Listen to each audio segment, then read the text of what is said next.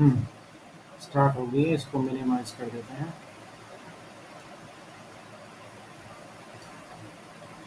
तो basically Kotlin हम use करेंगे इस पूरे डेवलपमेंट कोर्स के लिए। कॉटलिन बेसिकली 2000 आई थिंक 17 से ऑफिशियल लैंग्वेज है। उससे पहले जावा यूज़ होती थी, जिसमें बेसिकली जावा के कोड को यूज़ किया, जिसकी एक्सटेंशन डॉट जावा होती है, उसको यूज़ करके सारा पूरा कोड लिखा जाता था और उस कोड को कंपाइल करके एक डॉट एपीके फाइल बनती थी। एपीके फाइल को बेसिकली हम कहीं शेयर करते हैं किसी फ़ोन में, एंड्रॉयड फ़ोन में, तो वो इंस्टॉल हो जाती है, उसकी परमिशन वगैरह मांगता है और वो इंस्टॉल कर देता है। तो वो जैसे डेस्कटॉप के लिए ईएक्सी फाइल होती है ना, वैसे ही एंड्रॉयड फ़ोन के लिए डॉट एपीके फाइल होती है। एंड्रॉयड पैकेज मैनेजर उसकी फुल फॉर्म है। तो उसमें बेसिकली अब जावा से मूव हो गए हैं वो कॉटलिन में। अब कॉटलिन क्यों समझनी हमें ज़रूरी है, क्योंकि अब जो भी ऑफिशियल वो कॉन्सेप्ट इंट्रोड्यूस कर रहे हैं, जैसे मान लो कोई भी चीज़ है कि कहीं पे उनको एक नया गैलरी का ऑप्शन देना है, कहीं स्क्रॉल का ऑप्शन देना है, तो वो चीज़ लेके आ रहे हैं सिर्फ कॉटलिन लैंग्वेज में। अब जावा में उसकी बैकवर्ड कंपैटिबिलिटी छोड़ी नहीं है उन्होंने, ताकि अब उनकी लैंग्वेज पे वो मूव कर जाएँ। कॉटलिन इनकी ही बनाई हुई है, इंटेलिजे आईडीई ने, तो वो एक्वायर की हुई है एंड इसने गूगल ने। तो बेसिकली ऑफिशियल लैंग्वेज है और इसी पे सारा डेवलपमेंट हो रहा है। जावा पे जो पुराना कोड है वो यूज़ कर सकते हैं। ऐसा नहीं है कि अब एंड्रॉयड पे जावा यूज़ होनी बंद हो गई है। जावा भी यूज़ कर सकते हैं, बट अब सब कुछ लेटेस्ट है। तो कोई भी एग्ज़ाम्पल है, दोबारा से रिजॉइन कर लिया ना इरफान? हाँ, रिज्वाइन कर दिया, इशू आ रहा था नेटवर्क में। अच्छा ठीक है। दोबारा से बताऊँ? करिए स्टार्ट। ठीक है। तो बेसिकली हमने स्टार्ट किया था कि हम कॉटलिन से क्यों इस कोर्स को स्टार्ट कर रहे हैं, क्योंकि 2017 से ऑफिशियल जो लैंग्वेज है एंड्रॉयड डेवलपमेंट के लिए वो कॉटलिन हो गई है, और उससे पहले जावा थी। जावा में बेसिकली चीज़ें थी जो नेमिंग कन्वेंशन के हिसाब से चलती थी, कि जो नाम है उसी से पता चल जाता था कि भाई ये काम क्या कर रहा है, बिल्कुल ईजी टू यूज़ थी। ये भी थोड़ी ही वैसी है, बट इसमें थोड़ी चीज़ें शॉर्ट हैंड कर दी हैं। शॉर्ट हैंड मतलब कि जैसे कोई फंक्शन है, इसमें बेसिकली किसी भी प्रोग्रामिंग लैंग्वेज में चीज़ें होती हैं कि भाई आपने डेटा दिया, ठीक है, डेटा को यूआई पे रिप्रेजेंट किया। तो यही सारा खेल है डेटा और यूआई का। अब डेटा यूआई में से सबसे पहले पार्ट लेते हैं डेटा का, कि भाई हम इंडिपेंडेंट कुछ कुछ चीज़ें इम्प्लीमेंट करेंगे, तो उसमें डेटा का खेल होगा। जैसे कोई भी हम टू ही टेबल प्रिंट करेंगे या कोई भी काम करेंगे, कोई भी एक सिंपल प्रोग्राम बनाएंगे, तो वो किस पे हो रहा है, डेटा पे हो रहा है। तो अब वो डेटा को हमें समझना है कि ये कोई भी लैंग्वेज उसको कैसे हैंडल करती है। तो किसी भी चीज़ को करने के लिए उसके जो डेटा का है वो स्पेसिफाई करना पड़ता है, कि कोई भी है, जैसे नंबर है तो वो इंटीजर, फ्लोट, डबल, इनमें डिवाइड करना पड़ता है, ताकि वो क्लैरिफाई हो जाए, वो लैंग्वेज वो समझे कि आप क्या करना चाहते हो। आप डेसिमल पॉइंट्स यूज़ करना चाहते हो, आप इंटीजर यूज़ करना चाहते हो, मतलब नंबर यूज़ करना चाहते हो, या फिर आप कोई नॉर्मल नाम या कोई स्ट्रिंग यूज़ करना चाहते हो। तो हर एक डेटा को उन्होंने कैटेगराइज कर लिया है कि ये स्ट्रिंग है, ये इंट है, ये डबल है, ये फ्लोट है, ऐसे करके पूरा कैटेगराइज कर दिया है। और कॉटलिन ने उसको शॉर्ट हैंड कर दिया। शॉर्ट हैंड इसका मतलब है कि भाई कोई भी मेरा एक प्रोग्राम है, जैसे एक सिंपल प्रोग्राम है, ये ये एक सिंपल प्रोग्राम है, उससे भी सिंपल एक नीचे लिखा हुआ है, वो दिखा देता हूँ। बिल्कुल कुछ नहीं है उसमें, वो दिखाता हूँ और अच्छे से समझ में आएगा।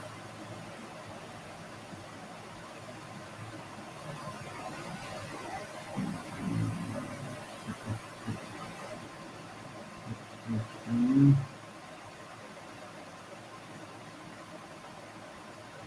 हम्म, जैसे ये है एक सिंपल सा। इसमें क्या है कि भाई एक फंक्शन है। अब होता क्या था उसमें कि भाई सीधा आप नाम लिखो, जैसे कोई भी हमने ऑनलाइन कोटलिन कंपाइलर की जगह पे स्टार्टिंग करता हूँ मैं जावा कंपाइलर के साथ, ऑनलाइन जावा कंपाइलर। अब उसमें इसमें डिफरेंस क्या है वो बस एक बार बता देता हूँ। ताकि आपको डिफरेंस पता लगे कि उसमें और इसमें आया क्या है डिफरेंस।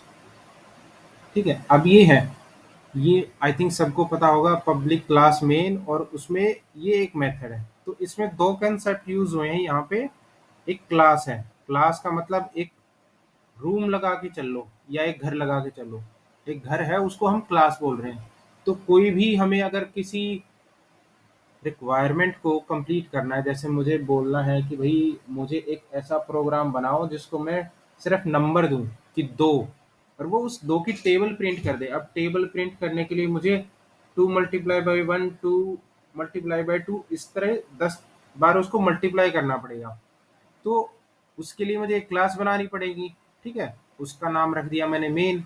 अब मेन की जगह पे इसको मैं कुछ अलग नाम रख देता हूँ ताकि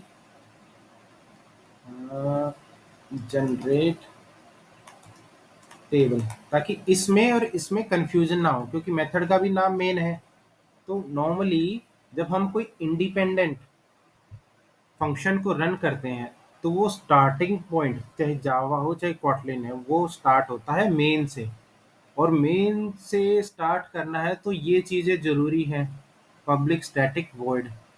अब ये क्यों ज़रूरी थी जावा में, क्योंकि पब्लिक इसलिए ज़रूरी है कि भाई अगर मैं इसको पब्लिक नहीं करूँगा तो कंपाइलर को नहीं पता चलेगा कि ये कहाँ से बेसिकली मैं इसको एक्सेस करना चाह रहा हूँ। मान लो ये क्लास है जनरेट टेबल, अब मुझे चाहिए कि ये मेथड एग्जीक्यूट हो। अगर ये प्राइवेट में कर दूं तो बाहर से एक्सेसिबल किसी दूसरी क्लास से नहीं होगा और ये एग्जीक्यूट नहीं होगा। तो इसको पब्लिक करना जरूरी है। तो बेसिकली ये एक्सेस मॉडिफायर है, पब्लिक प्राइवेट प्रोटेक्टेड और इंटरनल एक कॉटलिन में होता है। तो इंटरनल को अभी अवॉइड करते हैं, बहुत रेयर यूज होता है। तो अभी के लिए दो ही लेके चलते हैं, पब्लिक और प्राइवेट। प्रोटेक्टेड को भी आगे समझेंगे। तो उसके नाम से ही पता चल रहा है कि जो पब्लिक है वो तो सबके लिए एक्सेसिबल है, बट जो प्राइवेट है वो सिर्फ उसी क्लास में यूज हो सकता है। ठीक है, अब हम किसी को प्राइवेट क्यों बनाते हैं? प्राइवेट इसलिए बनाते हैं कि भाई मैं अपनी कुछ चीज़ें हैं जो किसी दूसरे के साथ शेयर नहीं करना चाहता। कोई ऐसा कोड है कि भाई मेरा ये इसी क्लास में रहे, किसी और में यूज़ ना हो जाए, तो मैं उसको प्राइवेट बना लेता हूँ। एग्जाम्पल के तौर पे मैं कोई ऐसा कोड लिखता हूँ कि भाई ये अगर कहीं और से एक्सेस होगा, तो ये किसी एक डेटा पे काम कर रहा है, तो वो ऑपरेशंस कई जगह से, अब एक ही मैं वो फाइल में कर रहा हूँ और मल्टीपल फाइल से उसको चेंज कर रहा हूँ, तो वो हो सकता है ना भाई, कोई तो उसमें से प्लस कर रहा हो, कोई माइनस कर रहा हो। तो उसमें डिफरेंस यही आ जाएगा कि भाई मैं एक जगह से कर रहा हूँ तो मुझे पता है कि सिर्फ यही क्लास यूज कर रही है, इसके अलावा कोई और इसको एक्सेस नहीं कर रहा है। तो भाई मुझे वो ना हो जाए, मेरे डेटा ऑपरेशंस में गड़बड़ी ना हो, या फिर मेरा ये ऑपरेशन किसी और को एक्सेस होके मेरा ये फंक्शन खराब ना हो जाए, तब उसको मैं प्राइवेट बना लूँगा। जो भी मेरी रिक्वायरमेंट है, अलग-अलग रिक्वायरमेंट हो सकती हैं प्राइवेट बनाने की, कि भई मुझे सिर्फ़ एक लॉजिक है जो यहीं डिफ़ाइन हो, तो मैं उसी स क्लास से उसको यूज़ कर पाऊँ, रिडंडेंसी हटाने के लिए या जो भी रीज़न की वज़ह से। अब स्टैटिक का मतलब होता है कि भई मैं इस मेथड को एक्सेसिबल करना चाहता हूँ बिना कोई ऑब्जेक्ट क्रिएट किए हुए। अब ऑब्जेक्ट का क्या मतलब है? अब ये एक जनरेट टेबल क्लास है, इसका अगर मुझे ऑब्जेक्ट बनाना है तो मैं ऑब्जेक्ट बनाऊंगा, फिर इस मेथड को यूज करूंगा। अब स्टैटिक बनाने से क्या फायदा होगा कि मेरा जो ये है जनरेट टेबल, इसमें मान लो और कोई भी मेथड होते हैं, public static void extra method, ठीक है, ये कुछ काम कर रहा होता। System dot out dot println I am extra method. ठीक है, तो अब मैं जनरेट डॉट करके करूंगा तो ये दोनों मेथड आ जाएंगे मेरे, मेन भी और एक्स्ट्रा मेथड भी। तो स्टैटिक लगाने से यही फर्क पड़ता है कि मैं उसको पब्लिकली अवेलेबल कर देता हूँ बिना ऑब्जेक्ट क्रिएट किए हुए।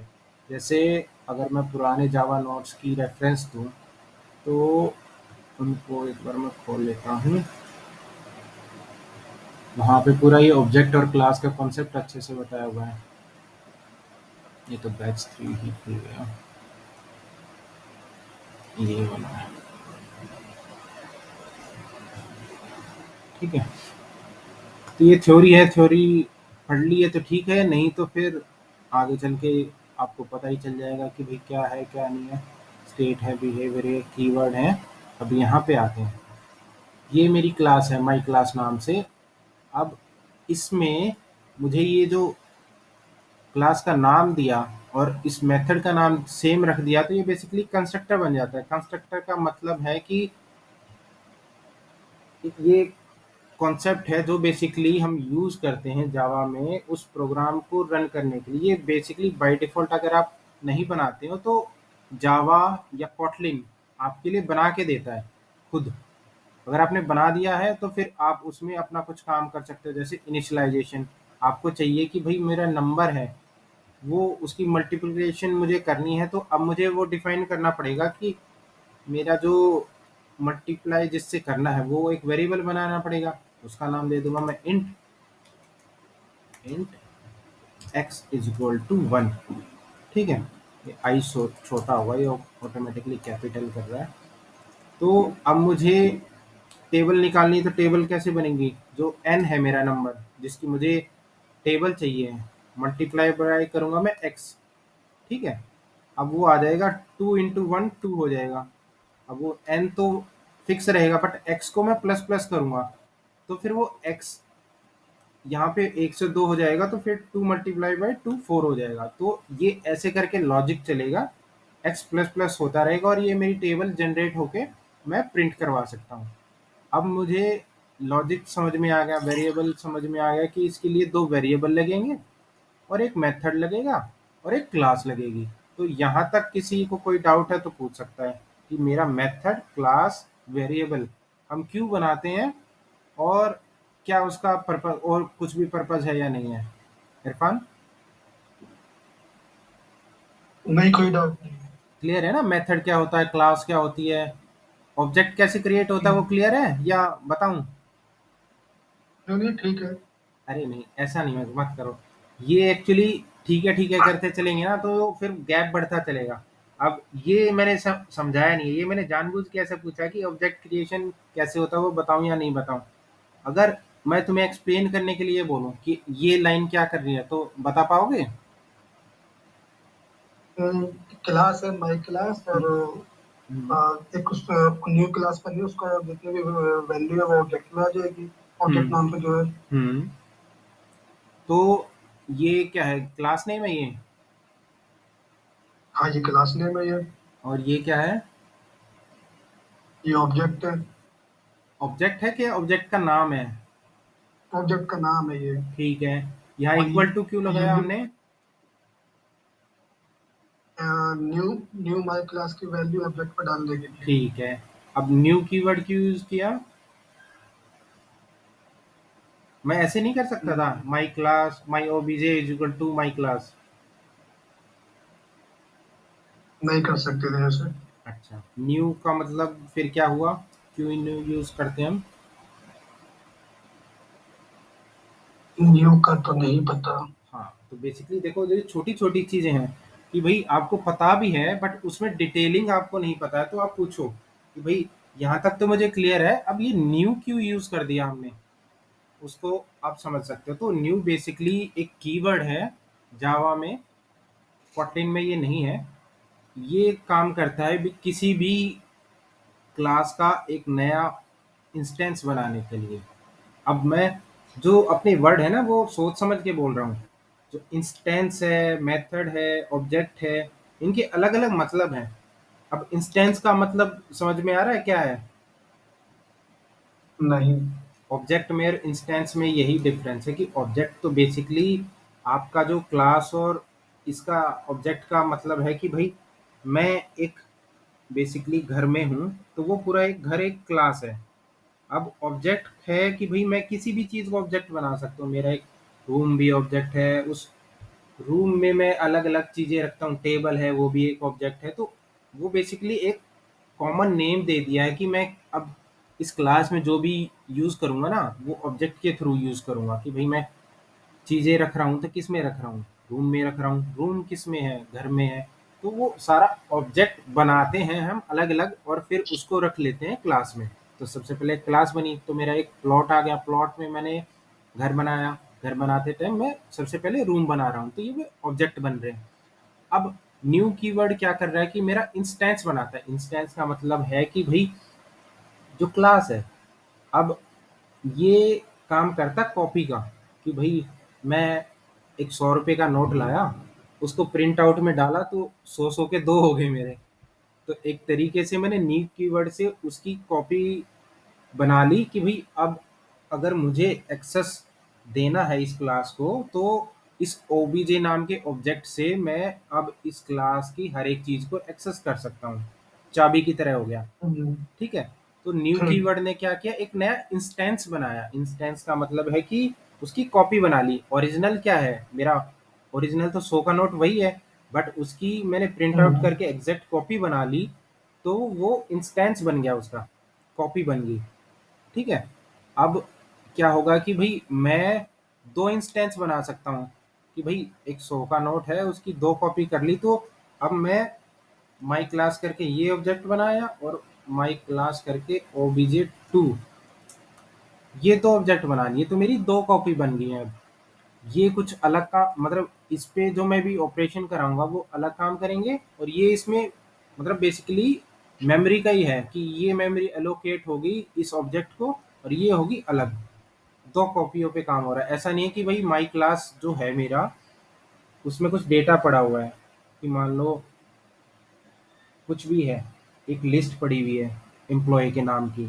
अब मैं उस पे एक में तो करना चाहता हूँ भाई, मैं उस लिस्ट को सॉर्ट कर लूँ असेंडिंग ऑर्डर में, और एक दूसरी जो ओबीजे ऑब्जेक्ट है उसमें मैं उस पे कुछ अलग ऑपरेशन कर लूँ, शफल ऑपरेशन कर दूँ उस लिस्ट को, कि भाई जो भी मैं एक वो करना चाहता हूँ कि भाई इन नाम को शफल करूँ, अब जो ऊपर आएगा उसके साथ मैं कोई गेम खेलूंगा।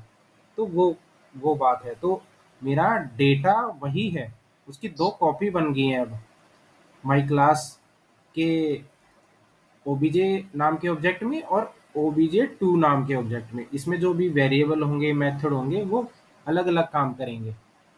ठीक है। तो अलग बना रहा हूँ तो अलग पर्पज से यूज होता है। तो अब यहाँ पे अम, ये मेरा कंस्ट्रक्टर समझ में आ गया इरफान, कि कंस्ट्रक्टर क्या काम करता है।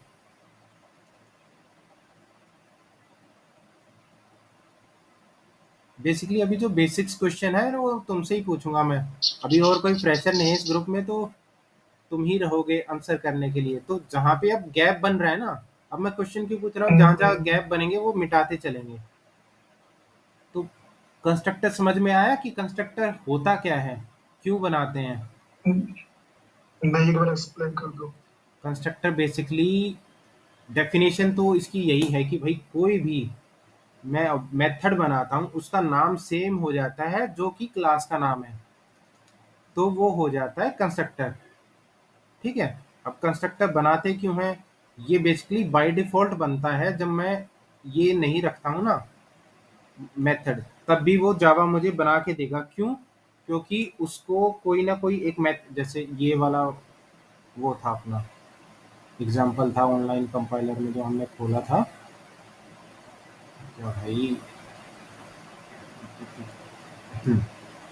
इसको बंद करके, ये जो हमने यहाँ पे एक मेथड बनाया, अब कोई कंस्ट्रक्टर तो बनाया नहीं, बट जावा कोर कॉटलिन को इसको रन करने के लिए ना इंटरनली बैकग्राउंड में कंस्ट्रक्टर बनाना पड़ता है, जो कि उसको चालू करने के काम आता है। तो बेसिकली ये चाबी जहाँ डलती है वो सेल्फ का काम करता है, कि भाई मैं एक बार इंजन स्टार्ट कर दूंगा, फिर इसमें जो भी चीज़ें हैं वो आप यूज़ कर सकते हो, स्टेयरिंग यूज़ कर सकते हो, ब्रेक, क्लच, सारा सब कुछ यूज़ कर सकते हो। बट जो चाबी आपने लगाई है वो आप कंस्ट्रक्टर में ही लगाते हो। ठीक है। आपने मेथड वो कंस्ट्रक्टर का नहीं बनाया है, तो जावा या कॉटलिन आपके लिए बना के देगा।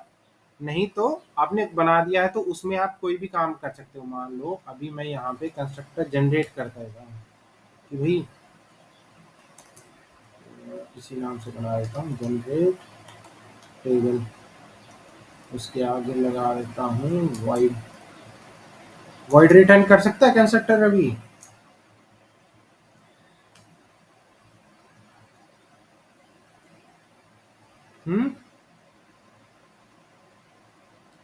रवि। ये भी मैं बताऊँ इसके बारे में?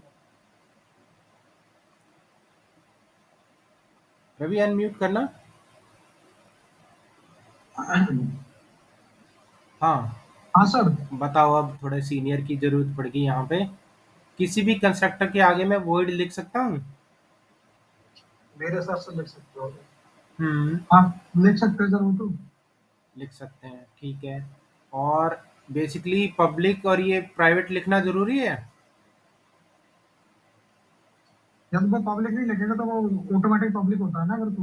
हाँ, ये भी ठीक है। ठीक है, यानी थोड़ा कॉन्सेप्ट रखने में क्लैरिटी है कि भाई मुझे इसके सामने पब्लिक लिखना पड़ेगा, वर्ड लिखने की ज़रूरत नहीं है, क्योंकि नॉर्मली मैं कंस्ट्रक्टर के आगे से कुछ रिटर्न नहीं करवाता हूँ, क्योंकि इनिशियलाइजेशन के काम हम्म। आता है। वहाँ से अगर कुछ रिटर्न करूँगा तो कोई फ़ायदा नहीं है, तो सिर्फ मैं पब्लिक कीवर्ड यहाँ पे यूज़ करूँगा और ये कंस्ट्रक्टर बना दूंगा। अब कंस्ट्रक्टर बना दिया तो मुझे चाहिए कि जो मैं ऊपर वेरिएबल बना रहा हूँ, अब वेरिएबल डिफाइन करने से पहले वेरिएबल देख लेते हैं कि किस किस टाइप के बनेंगे। तो वापस से अपने उस पे आते हैं और यहाँ पे वेरिएबल की कैटेगरी देख लेते हैं कि किस किस टाइप की होंगी।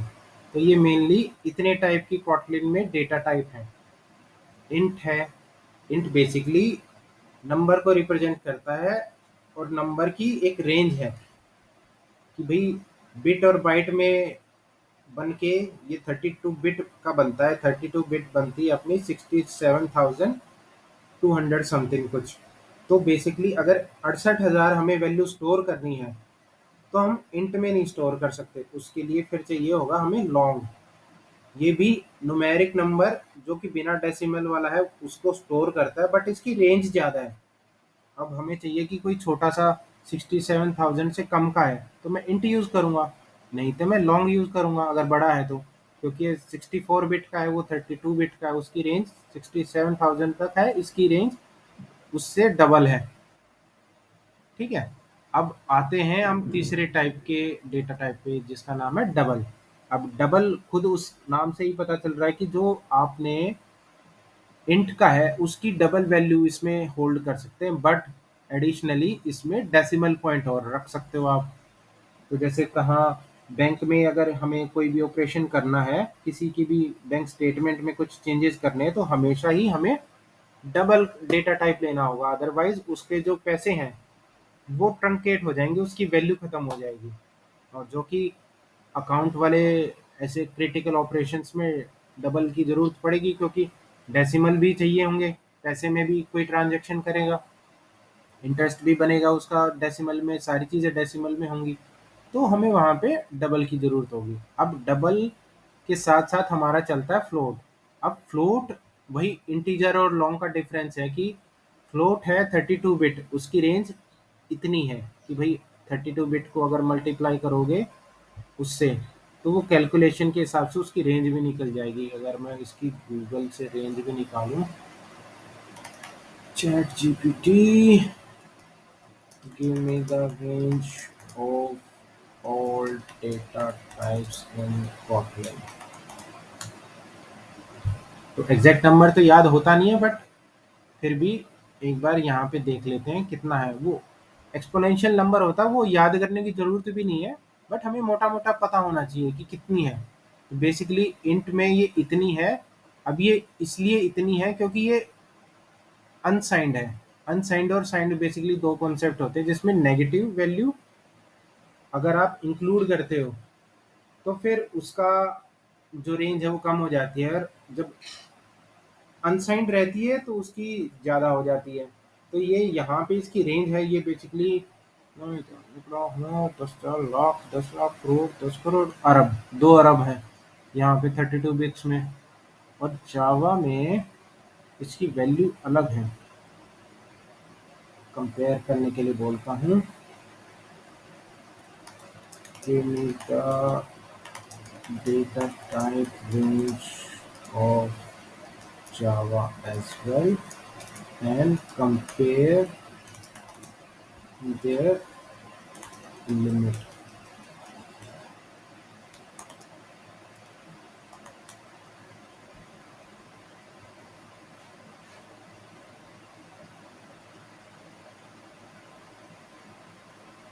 Hmm. अब देखो यहाँ पे ये है 32,768। अब इसको अगर मैं साइंड कर देता तो ये नेगेटिव हट जाएगा, तो 32 का मल्टीप्लीकेशन बाई 2 हो जाएगा 64,000।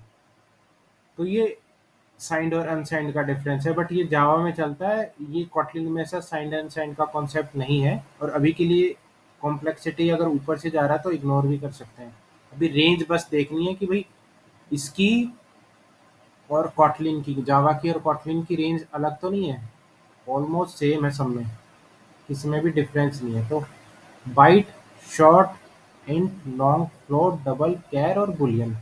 बुलियन में तो बेसिकली ट्रू फॉल्स आता है, कैर में सिर्फ एक लेटर आता है, फ्लोट में डेसिमल वैल्यू है, और डबल में फ्लोट का डबल वैल्यू होल्ड कर सकता है वो। इसकी वैल्यू एक्सपोनेंशियल है तो इसको गिन भी नहीं सकते।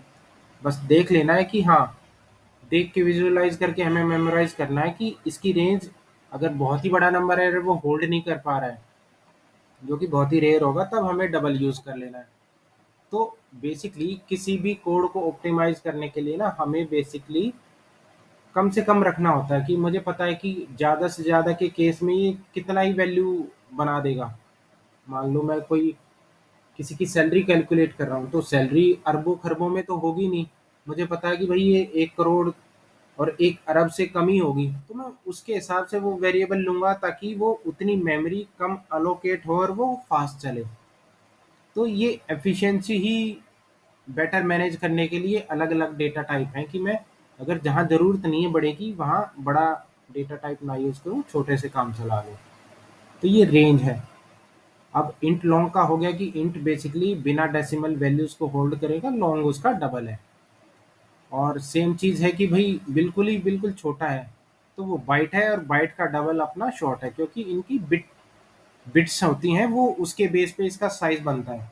8 बिट है तो वो -128 से 127 तक की वैल्यू होल्ड करेगा, शॉर्ट है तो वो 16 बिट है, तो इसमें इतनी वैल्यू होल्ड करेगा। तो ये बेसिकली हमें बस ऊपर ऊपर से मोटा मोटा पता होना जरूरी है, एग्जैक्ट नंबर हमें याद करने की कोई ज़रूरत नहीं है। हमें बस इतना पता होना चाहिए बिल्कुल छोटे नंबर के लिए क्या मुझे यूज़ करना है, और इंटीजर के लिए क्या करना है, और डेसिमल पॉइंट्स के लिए क्या यूज़ करना है। सिर्फ एक लेटर होल्ड करना है तो क्या यूज़ करना है, कैर कैर। और ट्रू फॉल्स अगर होल्ड करना है तो उसके लिए बुलियन यूज़ करना है। क्लियर है ना यहाँ तक?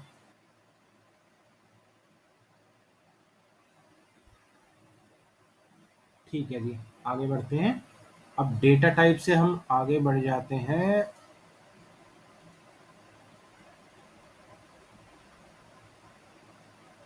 कॉन्सेप्ट पे चलते हैं। तो बेसिकली हम कॉटलिन वहाँ से स्टूर जहाँ से शुरू किया था वहाँ पे एक बार वापस आते हैं कि कॉटलिन क्यों यूज़ कर रहे हैं। अब जावा वर्चुअल मशीन का कॉन्सेप्ट दोनों को क्लियर है? इरफान, आपको भी क्लियर है जावा वर्चुअल मशीन क्या होती है? नहीं।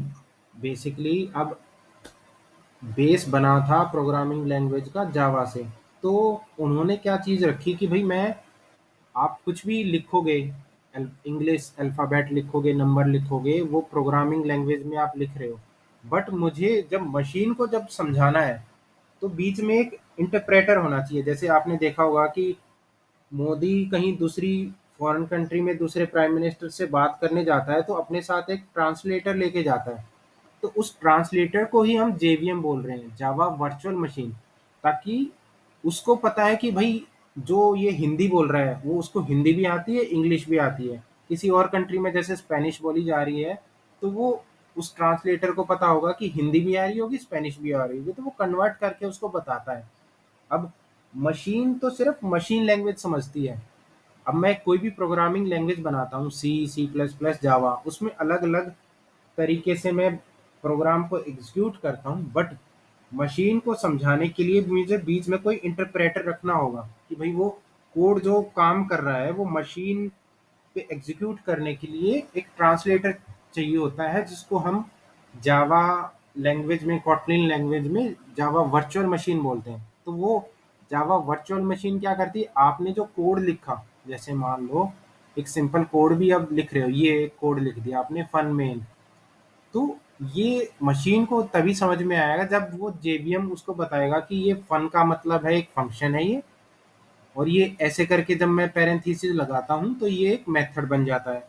जब ऐसे कर्ली ब्रेसेस लगाता हूँ तो वो बेसिकली मेथड की बाउंड्री स्टार्ट होती है, और ऐसे कर्ली ब्रेसेस बंद करता हूँ तो ये फंक्शन की बाउंड्री एंड हो रही है। तो ये सारी डेफिनेशन उस जेवीएम में डिफाइन होती है, जिसके बेस पे वो समझता है कि अब इसमें क्या क्या काम हो रहे हैं। क्लियर है अब जेवीएम? क्लियर है। ठीक है। तो बेसिकली इसको समझना इसलिए ज़रूरी है कि भई जेडीके, जावा डेवलपमेंट किट, ये आपको यूआई पे दिखेगा। जैसे मैं आपको एंड्रॉइड स्टूडियो ओपन करके कोई नया प्रोजेक्ट अगर स्टार्ट करूँ, तो वहाँ पे ये लिखे मिलेंगे आपको कि जेडीके कौन सा सिलेक्ट करना है, जेवीएम कौन सा सिलेक्ट करना है। तो आपको अगर पता नहीं होंगे तो आप कंफ्यूज हो जाएंगे कि भाई ये जेडीके जेवीएम में डिफरेंस क्या है। तो मैं एक नया एंड्रॉयड प्रोजेक्ट जब स्टार्ट करता हूँ, तो इसमें अभी के लिए एक्टिविटी मतलब अपना यूज़र इंटरफेस है, तो बिना किसी इंटरफेस के मैं इसको स्टार्ट करता हूँ। इसका नाम, प्रोजेक्ट का नाम ले देता हूँ डमी। ठीक है। और इसमें बेसिकली उसका पैकेज नेम बन जाता है ऑटोमेटिकली। अगर इसको मैं बदलना चाहूँ, जैसे मान लो हमारी डिश टीवी कंपनी है, तो डिश टीवी डॉट इन करके प्रोजेक्ट बनता है।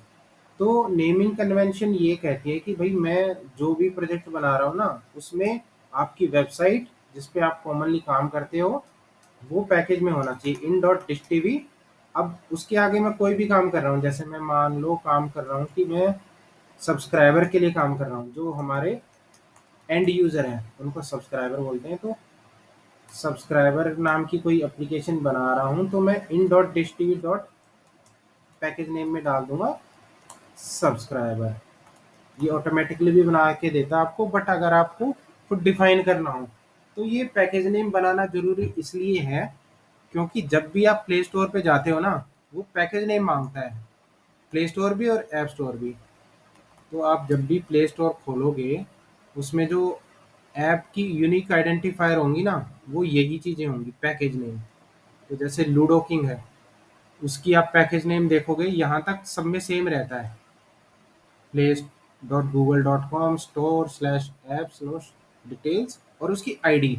आईडी में ये जो com.ludo.king है ना, ये पैकेज नेम है। अब ये एंड्रॉयड प्रोजेक्ट बनाते टाइम हमें यूनिक बनाना होता है ताकि किसी और का ना हो। अगर हम अपनी वेबसाइट के नाम के साथ बनाते हैं तो वो बेसिकली यूनिक ही बनेगा, कोई और तो हमारा डिश टीवी का ऐप बना नहीं रहा। तो हम जब कॉम डॉट जो भी हमारा कंपनी है उसका नाम रखते हैं, तो आगे ऐप का नाम रख देते हैं कि भाई मेरा लूडो किंग है, तो यहाँ पे मैं किंग नाम रख सकता हूँ, कुछ भी रख सकता हूँ हालांकि, बट वो यूनिक आइडेंटिफायर हमें पैकेज नेम के रूप में बनाना होता है। और ये बेसिकली लैंग्वेज है कि आप किस लैंग्वेज में उसको चलाना चाहते हैं। क्लियर है इरफान कि हम पैकेज क्यों बनाते हैं? क्लियर है। ठीक है जी। अब मैं यहाँ पे देखो लैंग्वेज उसने मुझे सिलेक्ट करने के लिए बोला कि आप जावा में ये एंड्रॉयड प्रोजेक्ट बनाना चाहते हो या कॉटलिन में। तो अभी मैं कॉटलिन सेलेक्ट करूँगा, और उसी के बेस पे आके यहाँ पे बिल्ड कॉन्फ़िगरेशन लैंग्वेज है, वो मुझे 2 ऑप्शन देता है। एक पुराने स्टाइल का है ग्रूवी। ग्रूवी भी एक लैंग्वेज है जो कि बिल्ड को अंडरस्टैंड करने में, उसकी डिप्लॉयमेंट करने में हेल्प करती है, उसको समझने में। वो हालाँकि हमें डिटेलिंग पता करने की अभी कोई ज़रूरत है नहीं, बट हमें वो सिलेक्ट करनी पड़ती है कि इनिशियली आप Kotlin style Gradle tool use करना चाहते हो या groovy style Gradle. Gradle basically होता है हमारा, जैसे मान लो इंजन का नाम, एक तरीके से मान लो कि इंजन को चलाने के लिए जो चाहिए होती है ना लैंग्वेज, वो ग्रेडल है हमारी। तो हम लिखते हैं जावा में कॉटलिन में, अब उसको कन्वर्ट करना है, समझना है कि भाई इसका क्या क्या डेफिनेशन है, क्या इसमें होगा, वो ग्रेडल डिफाइन करती है। तो यहाँ पे अभी के लिए इतना समझना ही इनफ है, क्योंकि और डिटेल बताऊंगा तो आप और कंफ्यूज हो जाओगे। अगर जानना चाहते हो तो मैं बता सकता हूँ इरफान। नहीं नहीं, बस एक सेलेक्ट कर, यही कर लीजिए, हाँ, ग्रेडल। कॉटलिन डीएसएल बेसिकली मैं सेलेक्ट कर लेता हूँ और आगे बढ़ता हूँ। तो यहाँ पे अब ये मिनिमम एसडीके मुझे मांग रहा है। अच्छा, एंड्रॉइड स्टूडियो तुमने इंस्टॉल कर लिया है इरफान? नहीं अभी नहीं किया, करूंगा आज। एंड्रॉयड स्टूडियो बेसिकली जाओगे सीधा सीधा, मैं बता देता हूँ कैसे क्या करना है। गूगल में टाइप करना है डाउनलोड एंड्रॉयड स्टूडियो। अब वो तुम्हारा ऑपरेटिंग सिस्टम को डिटेक्ट करके तुम्हें वो दे देगा कि भाई मैक है, तो वो बेसिकली डॉट एफ फाइल दे देगा, नहीं तो तुम्हें ई फाइल दे देगा। अब यहाँ पे सीधा सीधा वो डाउनलोड का ऑप्शन दे रहा है, तो इसको डाउनलोड करना है। इसमें जावा, जेडीके और JVM, Java virtual machine inbuilt होती है। ये उसको रन करने के लिए बहुत इंपॉर्टेंट है। पहले क्या होता था, अलग अलग होती थी ये, अब ये बंडल बना के इकट्ठा इसमें दे देते हैं। तो आप जब डाउनलोड करते हो तो ये पूरा आपसे टर्म्स एंड कंडीशन मांगेगा। और अब मैक में भी दो टाइप की चिप लगती है कि भाई एक M1 चिप है, एक इंटेल चिप है। आपके पास कौन सी है? तो मेरे पास M1 चिप है। तो मैं इसको सिलेक्ट करता हूँ, उसी के बेस पे वो मेरी ऐप फाइल को डाउनलोड करना स्टार्ट कर देता है। डीएमजी फाइल बेसिकली एक्सटेंशन होती है। हमें मेरे पास ऑलरेडी है, तो मैं इसको कैंसिल कर रहा हूँ। अब मैं इसको जब एक्सट्रैक्ट करके इंस्टॉल करूँगा तो बेसिकली इसी तरीके से ये इंटरफेस खुलेगा। यहाँ आपको न्यू प्रोजेक्ट बना के एक सैंपल एक्टिविटी सिलेक्ट करके आपको प्रोसीड करना है। वो अपनी डिपेंडेंसी खुद रिजॉल्व करके आपको रेडी करके देगा। जैसे अभी मान लो, अब मिनिमम एसडीके का भी मैं बता देता हूँ क्या कॉन्सेप्ट है। ये एपीआई लेवल है ना, ये बेसिकली कोड है आपके जो फ़ोन के ऑपरेटिंग सिस्टम है उनके। अब मान लो आपके फ़ोन में लेटेस्ट ऑपरेटिंग सिस्टम है 15, जो कि अभी 16 से एक छोटा है, बट 16 अभी मोस्टली के पास आया नहीं, तो मोस्टली के पास 15 होगा। तो सबसे कम क्या सिलेक्ट करना है मुझे? अब वो डिसीजन कैसे लेना है कि भाई कितने ऑपरेटिंग सिस्टम से मेरा मिनिमम स्टार्ट होना चाहिए? तो बेसिकली अभी जो स्टैंडर्ड चल रहा है ना, वो चल रहा है 23 का। तो 6.0 की अगर मैं हिस्ट्री देखूँ, दिखाता हूँ मैं ये क्यों बता रहा हूँ, उसका भी रीज़न बताता हूँ। Android S D K code, developer code, S D K API level with OS. Official basically खोल लेते हैं, developer dot Android dot com. ये ऑफिशियल इसका वो है, प्लेटफॉर्म है जहाँ पे इसकी डॉक्यूमेंटेशन सारी आती है, developer dot Android dot com. तो यहाँ पे देख रहे होगे कि सारा स्टार्टिंग से दे रखा है। एंड्रॉयड 2.3 से भी हालांकि पुराने थे, बट वो ये यूज़ करना बंद कर गया। तो अब यहाँ इतने ऑपरेटिंग सिस्टम पड़े हुए हैं 16 तक। फाइनल जो अभी चल रहा है 16 चल रहा है, मेरे पास 15 है। अपग्रेड जब आएगा, जब वो फ़ोन ऑटोमेटिकली अपग्रेड कर देगा, तो उसमें उस ऑपरेटिंग सिस्टम से रिलेटेड एपीआई लेवल होता है, जिससे मुझे अब ये मेमोराइज करना होगा कि अगर मैं टारगेट कर रहा हूँ 23, तो यानी मैं किस ऑपरेटिंग सिस्टम को टारगेट कर रहा हूँ? 6.0 को। अगर मैं इसको देखूँ ये आया कब था, तो ये आया था 2015 में। ठीक है, इसका रिवीजन अगस्त में आया था। अच्छा, अगस्त में 2015 में फर्स्ट आया था, रिवीजन नवंबर 2015 में आया था। तो ये अब इतना पुराना फ़ोन है 2015 का। किसी के पास लेटेस्ट ऑपरेटिंग सिस्टम उस टाइम मिला होगा तो वो 6.0 मिला होगा। तो इतने पुराने फ़ोन अब यूज़ होने बंद हो गए होंगे, तो मैं टारगेट करता हूँ कि भाई इतने पुराने वर्जन पे ना जाऊँ, क्योंकि उसके हिसाब से कोड अलग अलग कई बार लिखना पड़ जाता है। क्योंकि अभी क्या होता है ना कि अभी के ऑपरेटिंग सिस्टम में परमिशन इनबिल्ड कर दिया है कि भाई आपको कुछ भी कैमरा यूज़ करना है, लोकेशन यूज़ करनी है, तो परमिशन मांगता है ना फ़ोन से कि आप अलाउ करो। वो पहले थी नहीं। तो उसके बेस पे ही कोड कम ज़्यादा हमें लिखना पड़ता है कि भाई अगर मेरा ऑपरेटिंग सिस्टम 10 से नीचे है तो मैं परमिशन नहीं मांगूंगा, अगर 10 से ऊपर है तो परमिशन मांगूंगा। तो इसी वजह से हमें ये एपीआई लेवल का टारगेट पता होना चाहिए, उसी के हिसाब से कोड लिखा जाता है। तो यहाँ पे मोटा मोटा अब हम आगे बढ़ते हैं अपने प्रोजेक्ट क्रिएशन में कि भाई मिनिमम 23। अब ये बता देता है कि इससे मोस्टली कितने यूज़र कवर होंगे। 99.3 यूज़र कवर हो जाएंगे इससे, जो कि इनफ है। 0.7% होंगे उनका फ़ोन ऐसा हो चुका होगा वो ऐप भी नहीं यूज़ कर पा रहे होंगे, सिर्फ फ़ोन मिलाने के लिए वो फ़ोन यूज़ कर रहे होंगे। अगर मैं इसको कम कर देता हूँ, 16 कर देता हूँ, तो फिर ये 100% हो जाता है, क्योंकि इससे पुराना अब कोई फ़ोन बचा नहीं है। ये गूगल हमें स्टेट्स देता है ऑटोमेटिकली कि भाई ये किस वर्जन पे कितने यूज़र पड़े हैं, कौन सा सेट करोगे तो कितने परसेंट यूज़र को आप टारगेट कर रहे हो।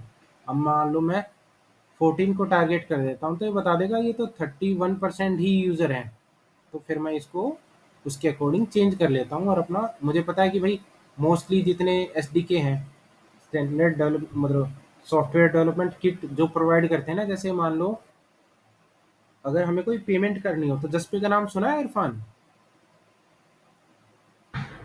सुना है सुना है। तो वो बेसिकली पेमेंट एग्रीगेटर है, उसमें सारे पेमेंट गेटवे इंटीग्रेट उसने कर रखे हैं। तो वो क्या करता है, उसने अभी 23 मिनिमम सेट कर रखा है कि भाई अगर आपके पास 22 है तो हमारा एसडीके नहीं चल पाएगा, तो हमें भी मजबूरन 23 पे मूव करना पड़ा। तो ये जो स्टैंडर्ड सॉफ्टवेयर डेवलपमेंट किट ये बना के देते हैं। अब मान लो उन्होंने कुछ कोड लिखा, कोटलिन में, जावा में, जिस भी लैंग्वेज में लिखा, वो हमें एसडीके बना के दे देते हैं। अब एसडीके भी एक तरीके से डेस्कटॉप लैंग्वेज में आप ईएक्सी ही समझ लो उसको। जब हम यूज़ करते हैं अपने कोड में तो वो उसके बस हमें मेथड कॉल करने हैं, उस मेथड में जो भी उन्होंने काम किया वो उन्होंने कर दिया, बस हम उसको यूज़ करते जा रहे हैं। जैसे कोई भी एक मेथड किया कि भाई पेटीएम का एसडीके इनिशियलाइज कर दे, तो वो इनिशियलाइजेशन का काम उसने लिखा है, बट मुझे बस वो मेथड कॉल करना है। अब वो एसडीके प्रोवाइड अलग अलग कंपनी अलग अलग चीज़ों के लिए करती हैं। पेमेंट गेटवे वाली कंपनी अलग करती है, एक क्लेवर टैप है कंपनी जो इवेंट्स एनालिटिक्स के लिए भिजवाती है, उसका एसडीके अलग इंटीग्रेट करना पड़ता है। तो सबको अपने काम को करने के लिए एक मिनिमम और मैक्सिमम एसडीके सेट करना पड़ता है। तो हमें भी वो उसी के अकॉर्डिंग अपनी सेट करनी पड़ती है। जैसे मान लो अभी कई सारी एसडीके हैं जो मिनिमम 23 से नीचे नहीं चलेंगे, तो हमें मजबूरन 23 ही सिलेक्ट करना पड़ेगा मिनिमम, और हम आगे बढ़ जाएंगे। अब ये प्रोजेक्ट सेटअप करना स्टार्ट कर देगा। फोल्डर इसको बता दिया हमने, पैकेज बता दिया, नेम बता दिया, मिनिमम एसडीके बता दिया कि ये टारगेट कौन सा करेगा, और हमने ग्रेडल की वो बता दी कि ग्रेडल का स्टाइल क्या रहेगा, कॉटलिन डीएसएल रहेगी या फिर ग्रूवी डीएसएल रहेगी। तो ये अब जैसे ग्रेडल बिल्डिंग स्टार्ट कर रहा है, अब यहाँ पे वो तुम्हें बताता रहेगा कि ये किस कंडीशन में अभी चल रहा है। ये अभी फोल्डर कोई बने नहीं है, अब धीरे धीरे करके जैसे ये प्रोसेस करता जाएगा इन चीज़ों को बनाता चला जाएगा। ग्रेडल सिंक होगा, फिर फाइलें इंपोर्ट करेगा, तो आपका एक रनेबल स्टेट में प्रोजेक्ट आ जाए उसके लिए ये काम करता रह रहा है बैकग्राउंड में। धीरे धीरे करके ये एक स्टेट में आके इसको रोक देगा कि जब फाइनल, जब कोड आपका करने लायक हो जाए कि भाई अभी आप फाइल भी कोई नहीं बना सकते क्योंकि ये चल रहा है। अब ऐप फ़ोल्डर में सोर्स फ़ोल्डर है, उसके अंदर मेन फ़ोल्डर है, यहाँ पे जाके मैं डायरेक्टरियाँ बनाता हूँ और उसमें कोड लिखता हूँ। जावा फ़ोल्डर है, एक सब्सक्राइबर फ़ोल्डर ऑटोमेटिकली बन गया। अब यहाँ पे मैं राइट क्लिक करके न्यू और कोई भी फ़ाइल बना सकता हूँ। अब फ़ाइल बनाते टाइम उसका नाम दे सकता हूँ कि ये मेरा एंट्री पॉइंट क्लास है। ठीक है, अब मैं इसको डॉट केटी कर दूंगा, इसका मतलब ये कॉटलिन क्लास है। अगर डॉट जावा करूंगा तो ये जावा क्लास है। क्लियर है ना इरफान? हाँ क्लियर है। तो ये मैंने फाइल बनाई थी, ये एंट्री पॉइंट डॉट केटी फाइल बन गई, बट ये अभी चला नहीं पाऊंगा क्योंकि ग्रेडल प्रोजेक्ट सिंक अभी चल रहा है। ठीक है, तो यहाँ अभी इसको प्रोजेक्ट का एक मोटा मोटा सेटअप हमें समझ में आ गया। अभी इसको मिनिमाइज करके वापस से अपने कॉन्सेप्ट पे चलते हैं। तो हमें एक बेसिकली सेटअप मेरा एंड्रॉयड का कैसे करना है वो एक मेन ब्रीफ मैंने दे दिया है यहाँ पे। यहाँ तक कोई डाउट हो तो बताओ। नहीं कोई डाउट नहीं। क्लियर है ना? ठीक है जी, आगे बढ़ते हैं। हम्म अब जावा वर्चुअल मशीन का हमें कॉन्सेप्ट पता चल गया कि बेसिकली ये बनाई थी जेट ब्रेन्स ने, कॉटलिन। अब पहले एंड्रॉयड यूज़ करता था जावा। अब जो मार्केट में सुनने में आ रहा है कि जावा बनाई है ओरेकल ने। ओरेकल बेसिकली फीस चार्ज करता है अलग अलग प्लेटफॉर्म से, जो भी ये यूज़ करता है उसकी लैंग्वेज। अब उसको चाहिए कि भाई उसकी कंडीशन पे कुछ काम हो। मैं अगर चाह रहा हूँ कि कुछ चेंजेस आप इस लैंग्वेज में कर दो, वो उसके अकॉर्डिंग चले नहीं, तो उन्होंने अपनी जेट ब्रेन से इस कोटलिन को एक्वायर कर लिया, पूरा जेट ब्रेन से एक्वायर कर लिया। तो कोटलिन इनके पास आ गई, एंड्रॉयड के पास, गूगल के पास। तो अब ये इसी पे सारा फर्दर डेवलपमेंट कर रहे हैं, कॉट जावा को डिस्कार्ड कर रहे हैं कि भाई अब जावा नहीं यूज़ करेंगे, कॉटलिन पे ही सारा नया डेवलपमेंट करेंगे। तो ये बेसिकली जेवीएम पे ही काम करता है। तो ए- आपका जो जावा में लिखा कोड है वो भी चलेगा और कॉटलिन में लिखा हुआ कोड भी चलेगा, क्योंकि उसमें इन बिटवीन जेवीएम आपको हेल्प कर रहा है। ठीक है। इसमें इंटरऑपरेबिलिटी होती है कि आप जावा से भी कॉटलिन का कोड एक्सेस कर सकते हैं और कॉटलिन से भी जावा का कोड एक्सेस कर सकते हैं। ये कैसे करते हैं ये आगे चल के एक बार समझेंगे। अब कॉटलिन यूज़ कहाँ-कहाँ होती है? एंड्रॉयड के लिए होती है, ऑफिशियल लैंग्वेज है, सर्वर साइड के लिए भी यूज़ कर सकते हैं, डेस्कटॉप की एप्लीकेशन भी बना सकते हैं, वेब की भी बना सकते हैं और अब मल्टी प्लेटफ़ॉर्म भी इससे बननी स्टार्ट हो गई है। तो ये अब ऐसी कोई चीज़ छोड़ी नहीं है जो कॉटलिन से बनती हो। वेब भी है, सर्वर साइड भी है, फ्रंट एंड भी है, डेस्कटॉप भी है, वेब भी है, मल्टी प्लेटफ़ॉर्म भी है। तो अब कोई चीज़ बची ही नहीं जो कॉटलिन से ना होती हो। तो अब अपने पास फ़ायदा है कि एक बार अगर कॉटलिन आ गई, तो इन सारी फ़ील्ड्स में अपना जंप करना बहुत ही आसान हो जाएगा। मुझे चाहिए कि भई अभी मैं मोबाइल एप्लीकेशन बना रहा हूँ, अगर मैं उसका बैकएंड भी रेडी करना चाहता हूँ, वो भी कॉटलिन में हो जाता है। कटोर और ये स्प्रिंग बूट के थ्रू डेस्कटॉप एप्लीकेशन बनाना चाहता हूँ जो कि EXE और DMG फाइल है, वो भी मैं कॉटलिन से बना सकता हूँ।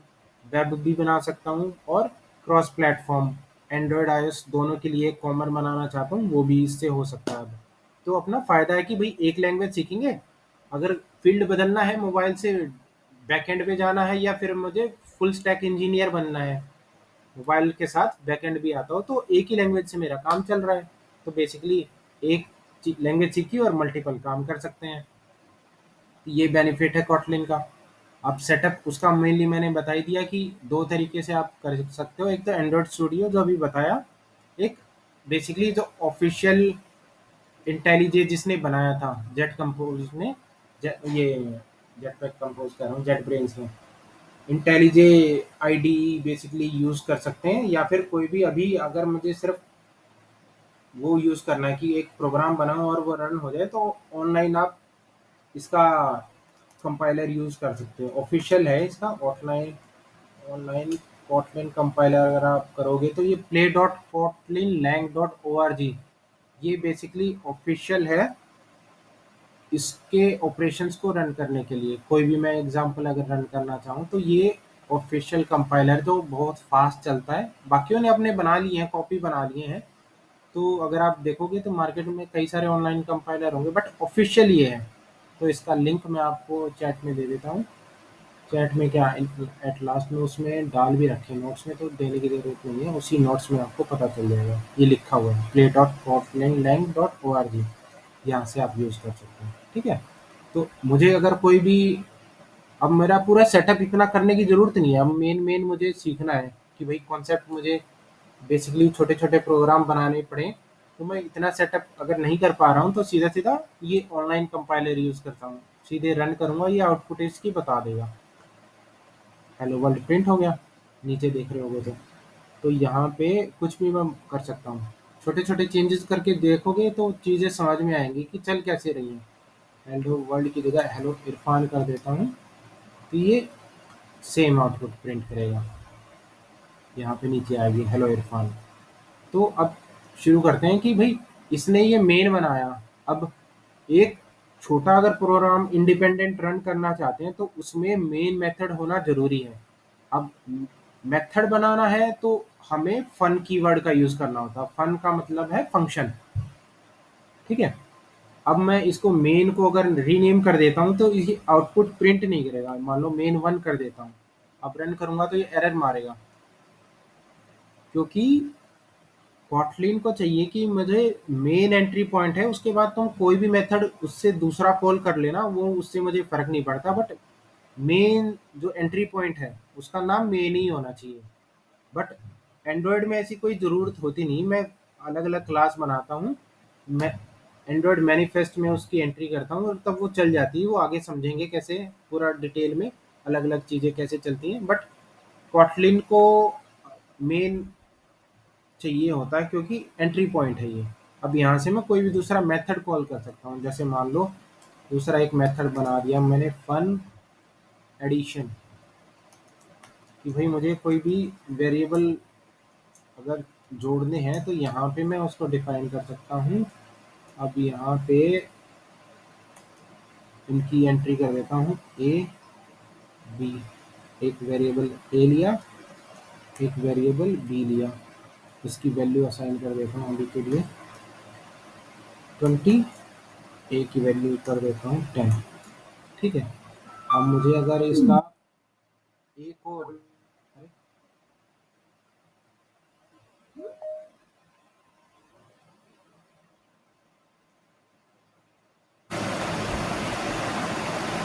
अरे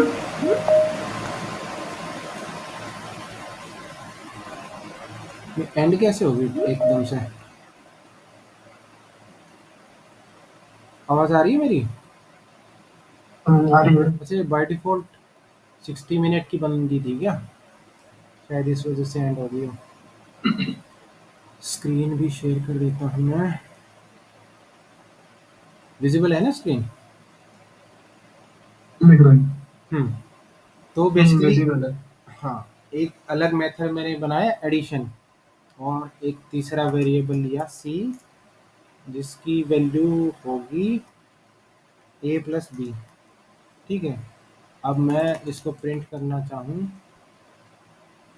एडिशन इज, ये सारा बताऊंगा कि ये कहाँ करली ब्रेसेस लगानी है, कहाँ क्या क्या हमें यूज़ करना है। यहाँ पे मैं सी प्रिंट करूँगा और इसकी कॉल कर देता हूँ यहाँ से एडिशन। इसको रन करते हैं।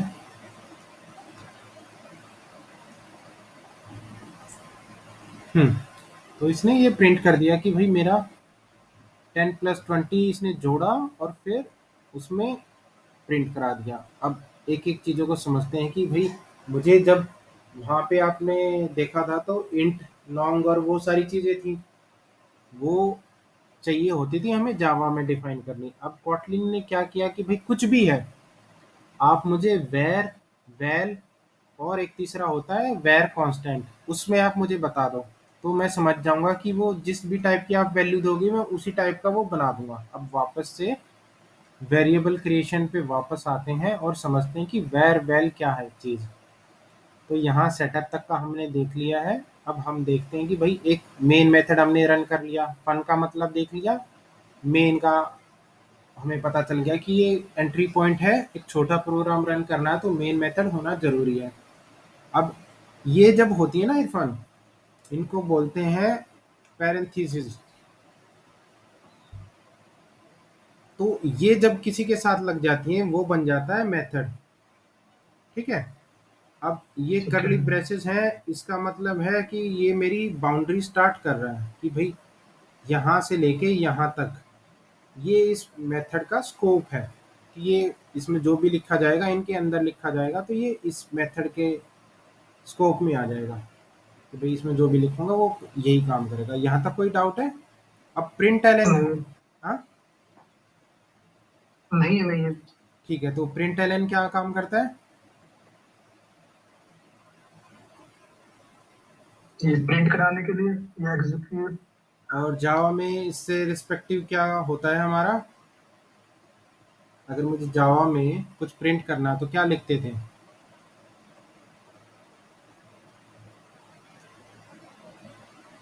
System dot out dot print ln लिखते थे ना। अब उसने इसको भी शॉर्ट हैंड कर दिया। जब जावा का तुमने देखा हो मेरा कोड, तो मैंने लिखा था system dot out dot print ln. ठीक है, अब कॉटलिन ने इसको भी शॉर्ट हैंड कर दिया, सिर्फ प्रिंट एलन लिखो, ये मैं अपने आप समझ जाऊंगा कि ये है क्या, शॉर्ट हैंड हो गया।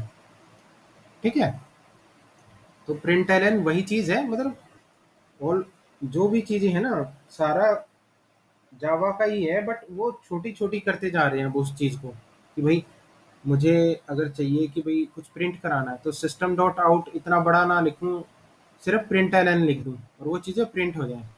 अब मुझे कोई चीज़ प्रिंट करानी है ना, तो इन करली ब्रेसेस के अंदर लिखनी होगी, अदरवाइज वो भी एरर मारेगी, क्योंकि उसको पता करना है। अब अगर ये नहीं करेंगे, हम करली ब्रेसेस के अंदर नहीं करेंगे, तो ये बेसिकली एक मेथड जैसा लग रहा है, मेन की भी ऐसा ही लग रहा है, प्रिंट एलन भी ऐसा ही लग रहा है, तो मुझे डिफरेंशिएटर बनाना पड़ेगा और इसको यहाँ पे एज ए स्ट्रिंग अगर डिफाइन करना है तो मुझे लिखना पड़ेगा कि करली ब्रेसेस में ये चीज़ें हैं जो एज ए स्ट्रिंग मैं डिफाइन कर रहा हूँ, आप उसको प्रिंट करा दो। ठीक है, अब ऑनलाइन कंपाइलर पे जाके इसका एक्सपेरिमेंट भी एक छोटा सा कर लेते हैं।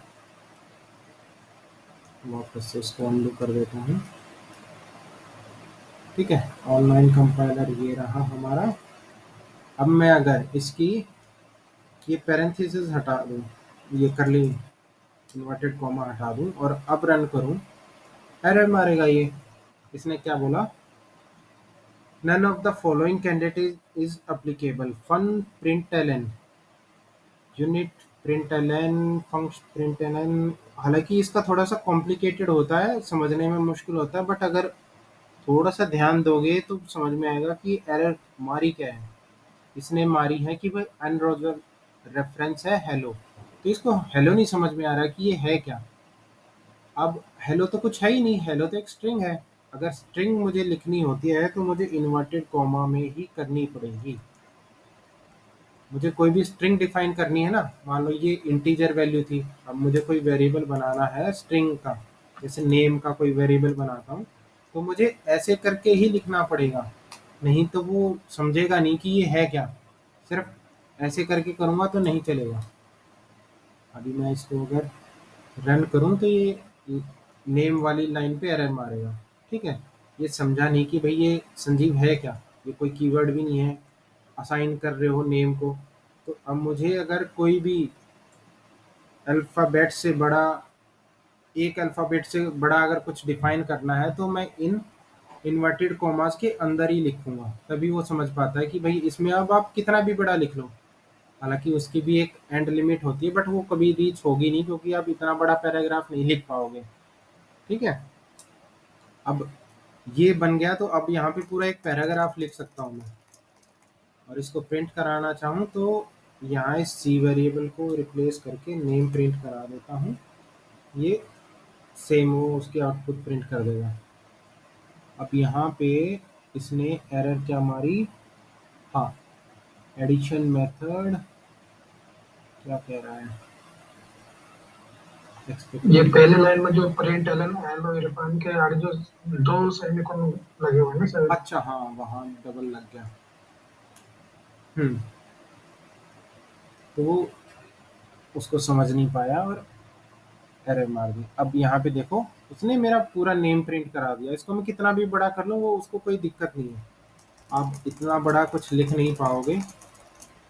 ठीक है, इतना बड़ा अगर आखिर में मैं कर देता हूँ लास्ट समझने के लिए कि भाई मेरा लास्ट तक प्रिंट किया उसने, यानी स्पेस मार के LAST कर देता हूँ।